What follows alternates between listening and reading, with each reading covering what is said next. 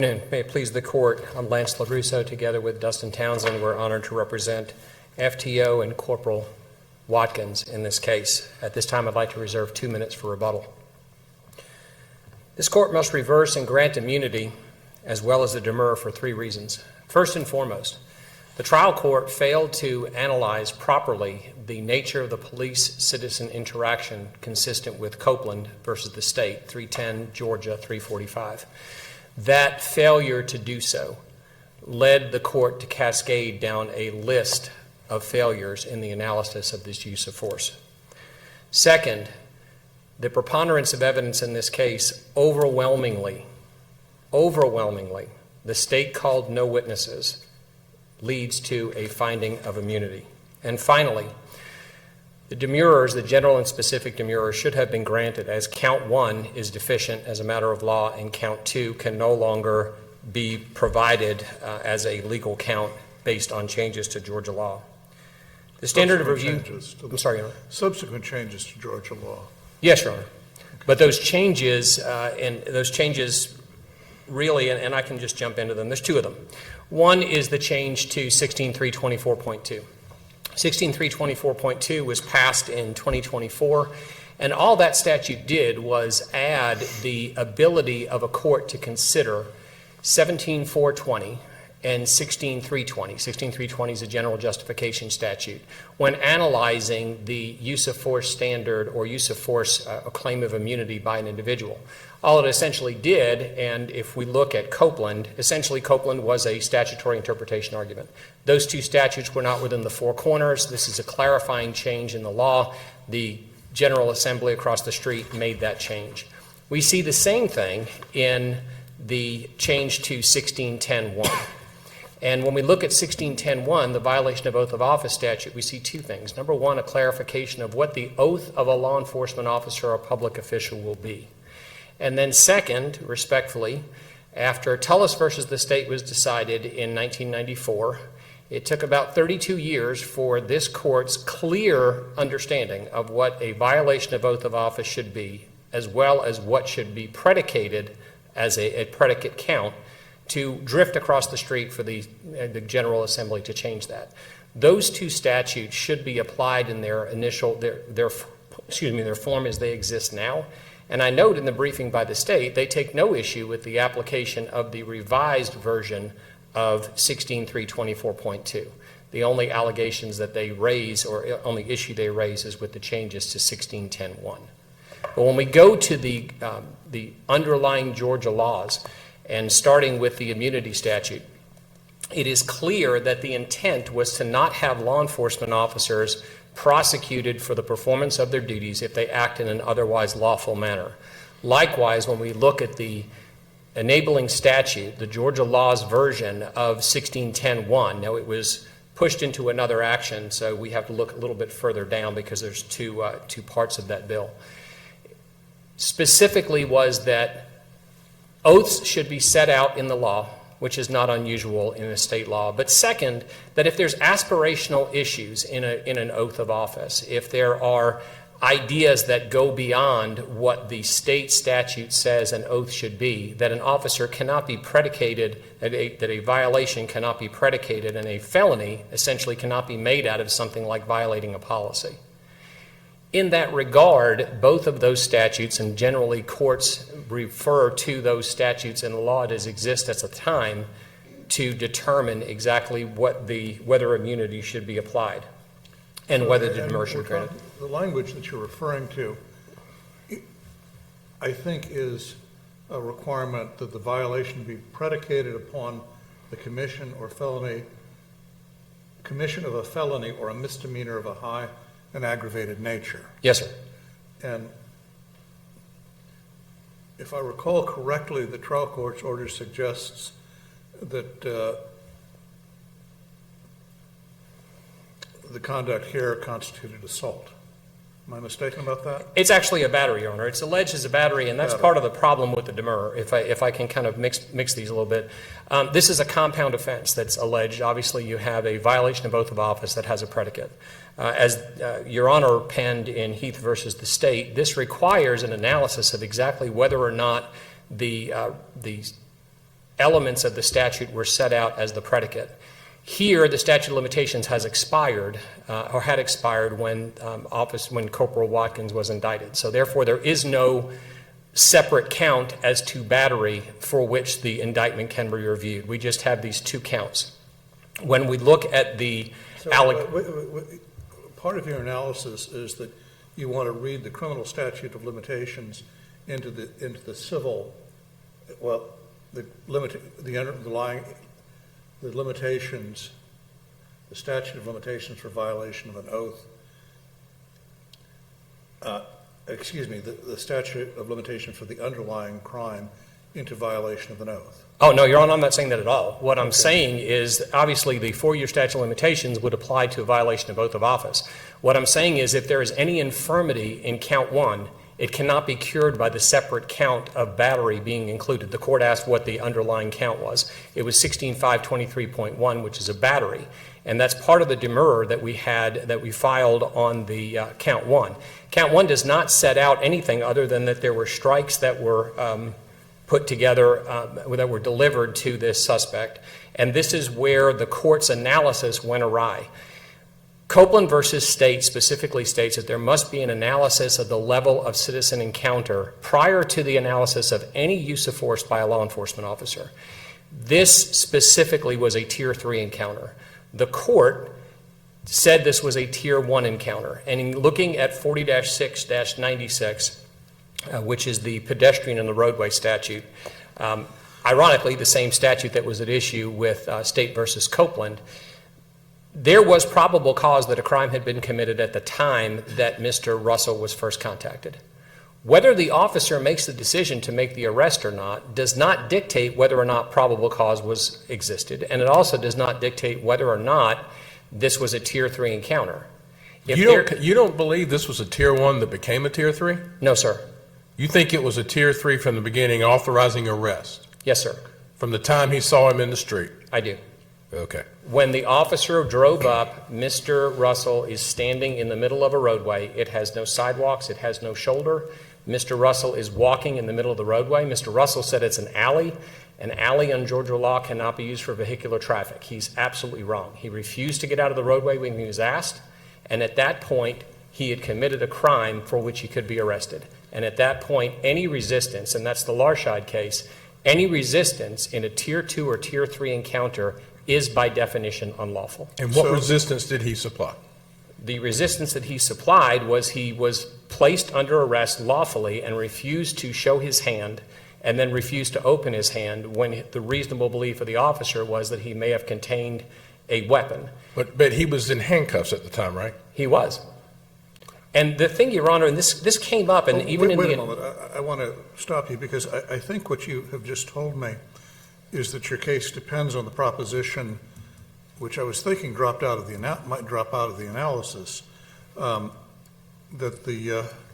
Mr. Russell had violated Section 40-6-96D, where neither a sidewalk or shoulder is available, any pedestrian standing or striding along and upon a highway shall stand or stride as near as practicable to an outside edge of the roadway, and if on a 2-lane roadway, shall stand or stride only on the left side of the roadway. So that's the statute you're relying on, right? Yes, sir. Well, it uses 2 words, doesn't a highway and roadway. And I don't think there's any case, at least not subsequent to this statute first being enacted, that addresses what a highway and a roadway are. There's Georgia definitions. I'm sorry. It jumps out to me that there are 2 different words used here. And were you going to talk about the Powell case from, I think, 1940? I believe I can, Your Honor, but as to the definitions, those are set out. 40-1-1, subsection 19, a highway is the entire width of the boundary lines of every publicly maintained roadway when any part is open to the use of public purposes for vehicular travel. Please give me that number, 40-. 40-1-1, it's in the definition section Section 19. And responding to Judge Padgett, Mr. Russell refused to move out of the roadway, stating that he was in an alley, and an alley is defined in subsection 2. And he is wrong. He was absolutely incorrect. He stood in the roadway, arguably then committing an obstruction. But what's interesting, Your Honor, is Mr. Russell pled guilty to violating the law. I thought he pled nolo. I thought he pled guilty, Your Honor. I can check the record, and if I'm mistaken on that, I apologize. Well, But I he think was it's going to be charged. important to this analysis because I thought he entered a plea of nolo contendere to the 2 charges, received punishment, et cetera, because a guilty plea would be an admission. A plea of nolo is not, and that's why I care.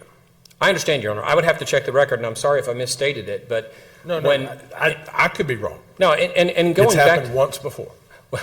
and I'm sure it'll happen to me 2 or 3 times, hopefully not during the rest of this argument. I will point out to the court that, and this is very dispositive, once probable cause existed in a Tier 3 encounter and Corporal Watkins made the decision to arrest, this is what's very critical, and I have not found another case that has looked at this. Once, and Copeland talks about this, it's not merely the obligation to use force to make an arrest. That was brought in under 16.320 and 17.420 by the changes in 16.324.2 and 2024. But this is what's critical, and I have not found another case to deal with this yet because it's a new statute. In looking at the obligations of an officer after a subject's under arrest, they have plenty of obligations. They have obligations to make sure they're safe. They have to seatbelt them in the car. But they also have an obligation under 17.5.1.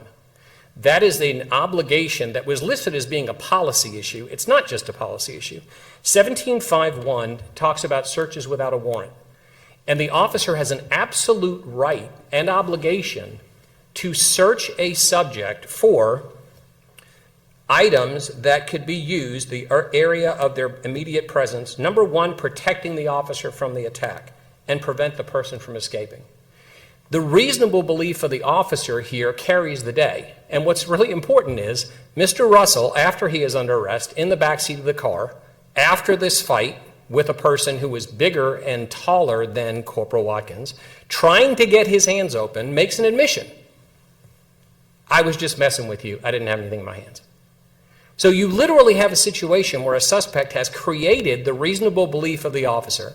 The officer is using force in an effort to get him to open his hands. The officer, and as the... Didn't you also get a no-low plea for the small amount of 0.3 grams of marijuana found in his hand, or that apparently fell out of his hand?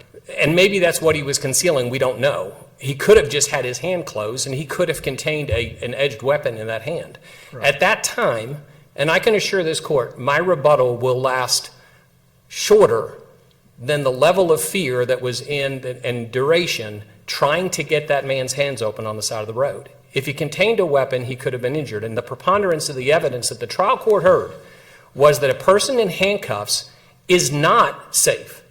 We provided not only evidence from the deputy chief that he did not violate the policy, we provided the chief law enforcement instructor saying that what he did was within policy and within the law, and finally we provided a trooper who was shot by a subject who was handcuffed. How'd that happen? Shot by somebody who had his hands in handcuffs. The subject concealed a weapon. The officer did not find the weapon upon arresting him. When he got the subject out to adjust his handcuffs, he grabbed the gun and shot the trooper in the stomach. I see.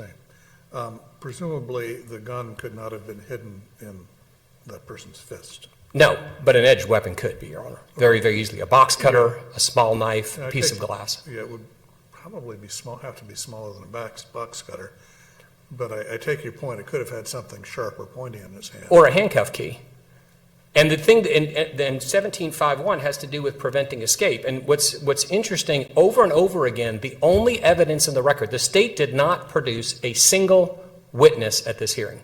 The preponderance of evidence is that the policy was not violated, the law was not violated, his actions were reasonable, his reasonable beliefs were backed up by the facts that were contained in what he had in front of them, and most importantly, that Mr. Russell did everything he could to create those reasonable beliefs. Does the corporal know how to do a wrist lock? I mean, I don't understand why he had to beat this guy in the side of the chest and bloody his face in order to get his wrist open when he was handcuffed behind his wrist, behind his back. Couldn't have done this? Can I answer, Your Honor? Yeah, please. No, he cannot. Why Once not? the hands are handcuffed behind the wrist, you cannot gain enough leverage to do a wrist lock. And if you look at what he did, he tried to use the least intrusive method, which he's not required to do. He testified he tried to press him against the car first. His first action was try to press him against the car, get leverage on him. And if you watch the video, the court owes no deference to the interpretation of the video. If you watch the video, he is significantly taller, he is significantly bigger, and he's significantly stronger than this officer. When that did not work, when threatening him with a taser did not work, that is when he resorted to a higher level of force. Actually, I did watch the video, and I don't know who is taller, but in a fair fight, I would have bet on the officer hands down. It's not a fair fight, Your Honor, on the street. His life is at risk. That's true, the guy's hands behind his back. Well, I don't know that that's the case, Your Honor, because if he had a weapon in his hand, he You could have don't, you killed. don't know his hands were behind his back? Is No, that in dispute? I don't think it's a fair fight. If he had a weapon concealed in his hands with his hands behind his back, he could stab the officer and commit a serious bodily injury. Okay. Yeah, I mean, I take your point, you needed to get the weapon. The question is whether the force was excessive.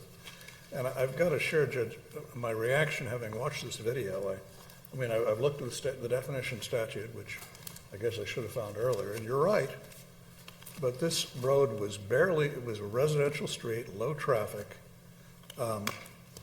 barely wide enough for two cars to pass each other. And it just seems to me that you have a statute you could have invoked, but I am troubled by the decision to do it, and I'm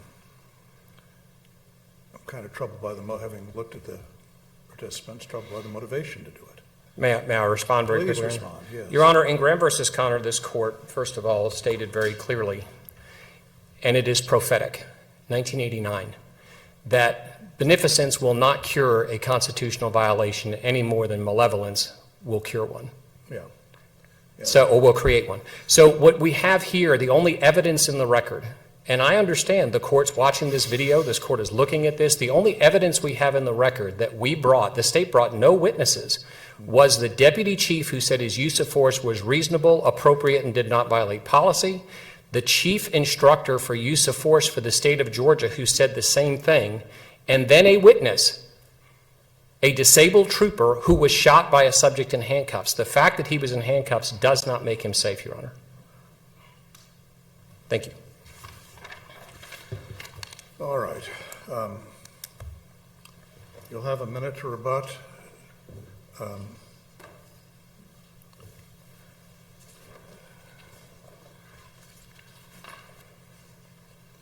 And Mr. Bibler, you'll have an extra minute. Thank you, Your Honor.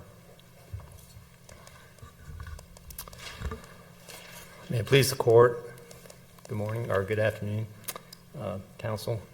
Dan Bibler with the Chattahoochee Judicial Circuit. I'm an assistant district attorney. My co-counsel, who is also lead trial counsel on the underlying case, Megan Bowden, is here as well.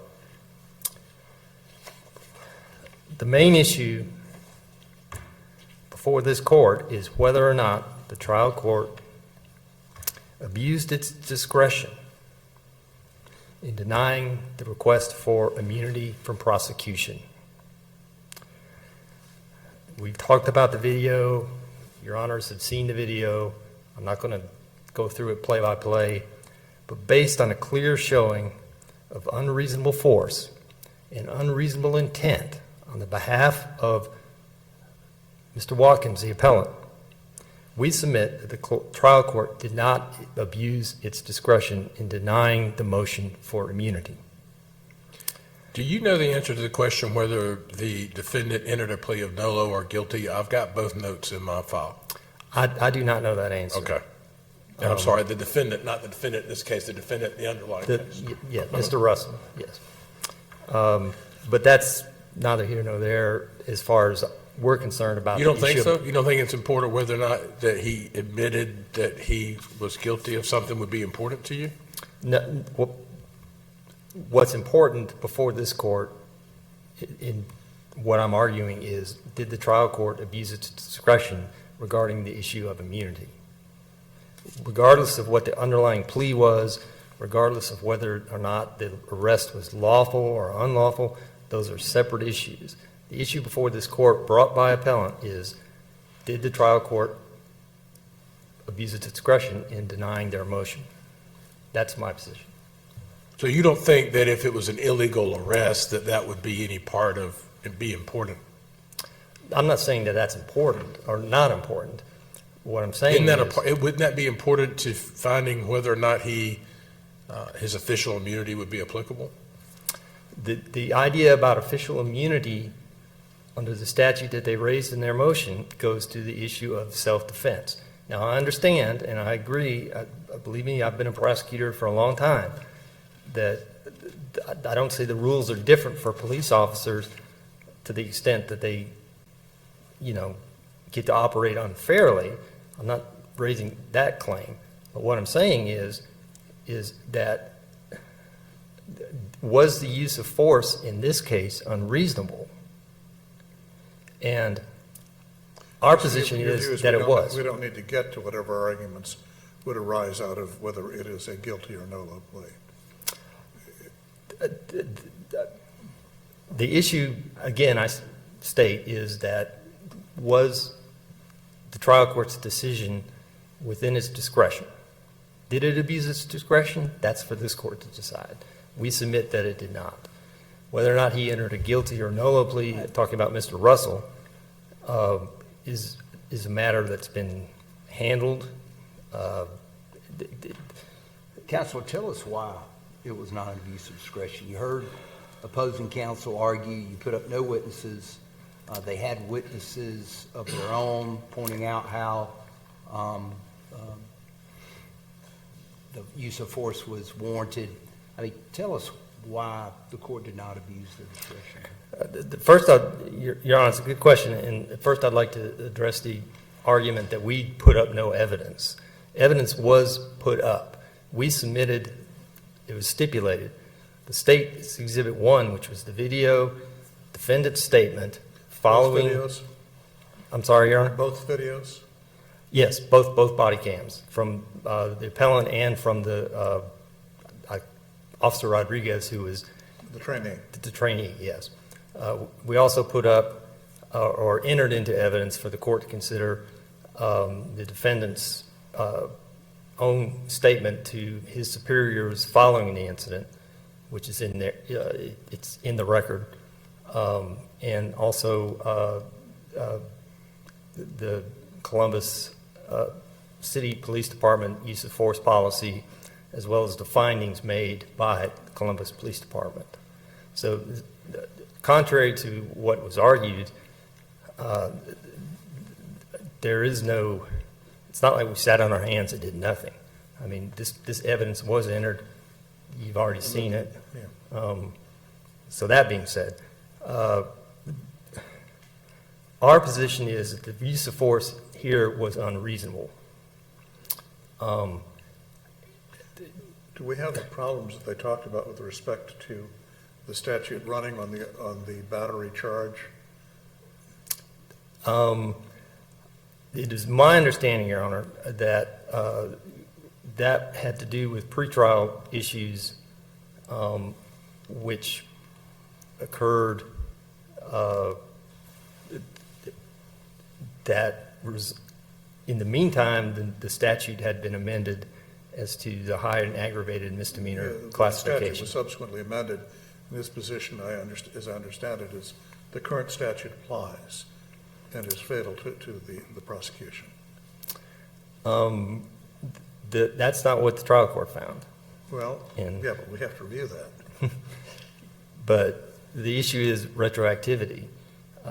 There's Right. a statute that disfavors retroactive application unless it's in the text of. So he violated the statute as it was then when he Yes. punched the guy in the side. Yes.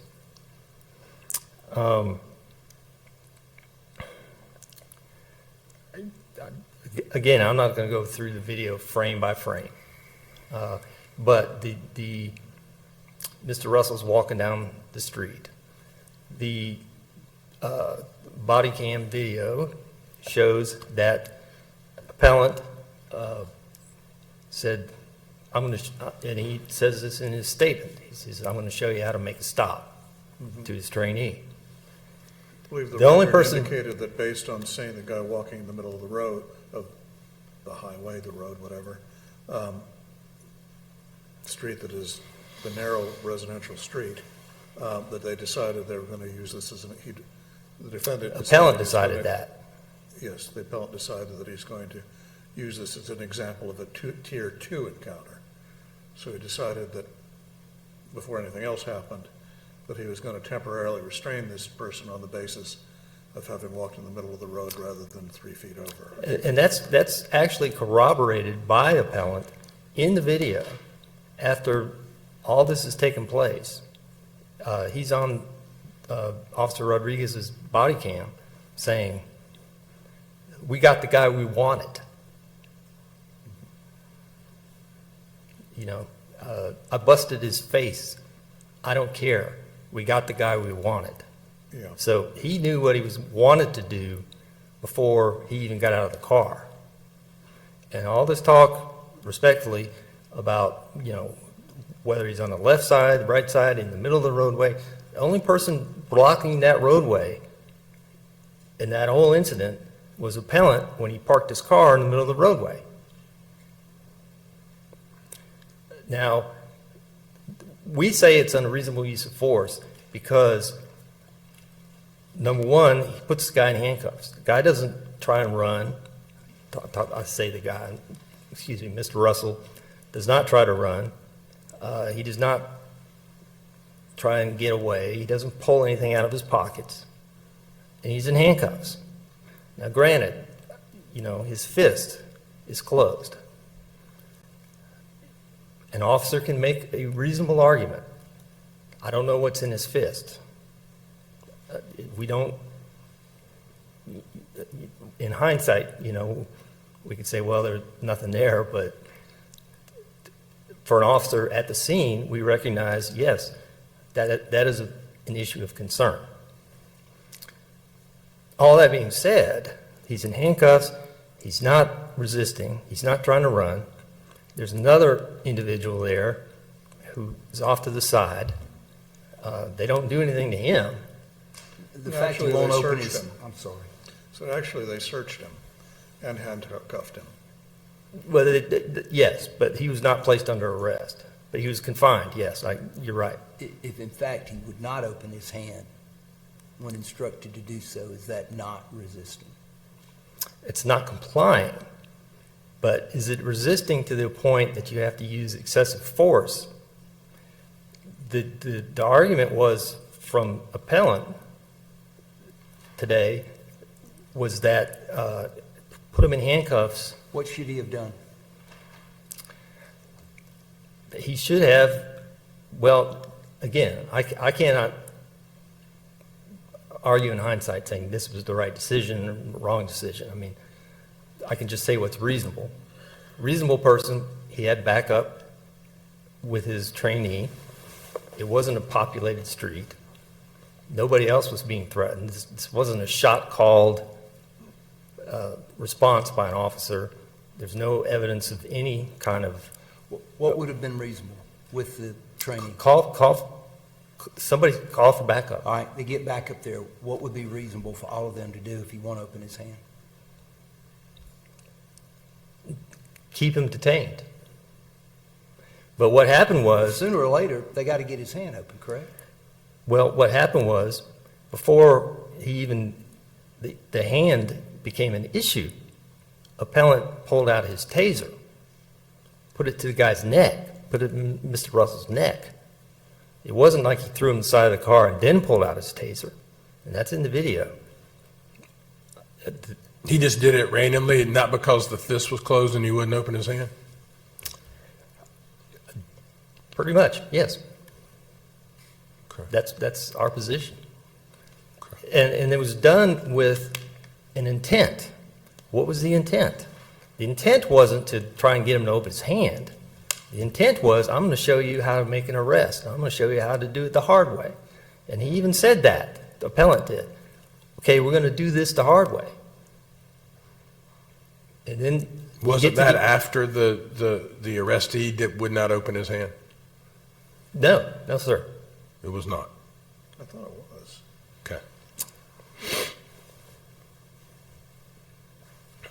He put the handcuffs on him, and then he said, open your hand. Before that, before he even put the handcuffs on him, he said, we're going to do this the hard way then. Okay. And again, my argument is that that goes to intent. The intent was, we got the guy we wanted. I busted his lip, I don't care. That's unreasonable. I have just a few minutes left. I want to address the issue of demurrers. Our position is the trial court did not err in denying the demurrers. They tracked the language of the statute. Appellant was put on notice of what he was charged with, violation of oath. I would submit to this court that the issue of violation of oath is a matter for the jury to decide. And what we're asking is that this court find and affirm the trial court's reasoning that the defendant is not immune and that the language in the statute is correctly tracked, or language in the indictment is correctly tracked to the statute, and that it should be sent back for a jury to decide. And I would just briefly leave the court with this.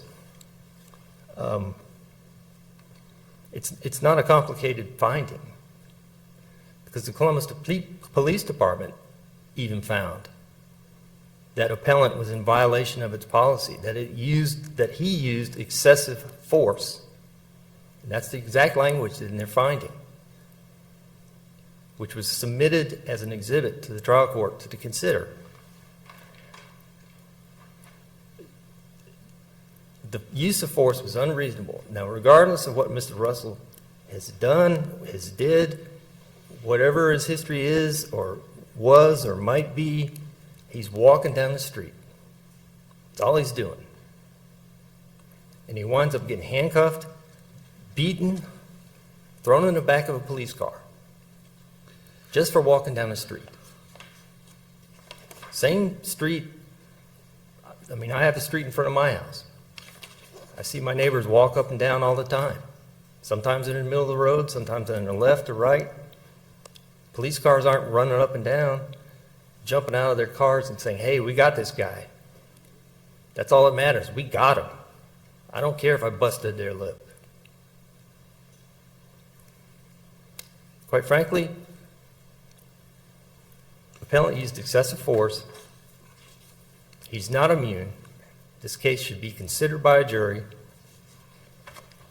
and we ask your honors to affirm the findings of the trial court. Thank you. Can you tell me whether violation of 40-6-96, the statute that relating to pedestrians on the highway, is a misdemeanor or a felony? I believe it's a misdemeanor. Yeah. All right. Thank you, sir. I mean, it is a violation of law. It's in the statute. I concede that. I'm not saying everybody should just walk up and down the street, but that's all Mr. Russell was doing. And the use of force was excessive, disproportionate to the defense, and quite frankly, was done out of malicious intent. Thank you. Thank you. All right, Mr. LoRusso, you've got a minute. This court is looking for the motivation. Look at when the force started and look at when the force stopped. Judge Padgett, these videos are hard to watch, and you watch a lot of them. But when his hand was open, all force stopped. And you can look at the sequence of the events. You are not bound by the trial court's determinations. This court asked me, Judge McFadden asked me about Powell. I'm specifically talking about Justice LaGrua's determination in 2024 as to count as to these counts, specifically count 2. A demurrer was upheld when the only allegation supporting the violation of oath of office was the fact that a Brady violation occurred. A violation of oath of office cannot be predicated on an act that does not constitute a crime. That is not only inconsistent with the current part of the statute, the current changes to 1610.1, it is completely inconsistent with Tullis versus the state, which is a 1994 case. In that case, this court specifically said the General Assembly, may I finish? Yeah. The General Assembly could not have expected that any violation of any misdemeanor would rise to the level of a felony because a public official committed it. It certainly would not condone the prosecution of a felony when a person does not commit a crime. Thank you. All right, thank you, Mr. Russo.